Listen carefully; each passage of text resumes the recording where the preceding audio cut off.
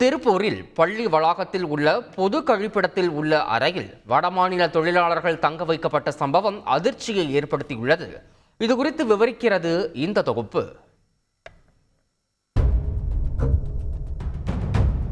துர்நாற்றம் அடிக்கும் இந்த கழிப்பறையின் உள்ளே உள்ள அறையில்தான் 1 மாதமாக தங்கள் வாழ்நாளை கழித்திருக்கிறார்கள் இந்த தொழிலாளர்கள்.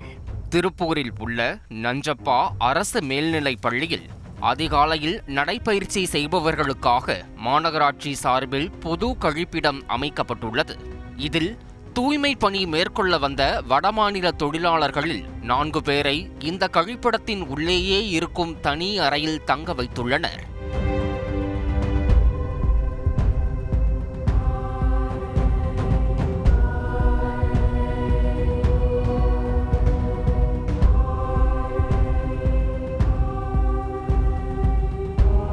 துர்நாற்றம் வீசும் கழிவறைக்குள் இருக்கும் அந்த அறையில் வடமாநில தொழிலாளர்கள் உணவு சமைத்து சாப்பிட்டு பணி செய்து வந்துள்ளனர்.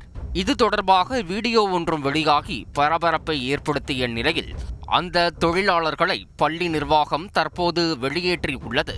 இந்த சம்பவம் தொடர்பாக மாநகராட்சி நிர்வாகமும் பள்ளி நிர்வாகமும் மாறி மாறி குற்றம் சாட்டி வருவது குறிப்பிடத்தக்கது.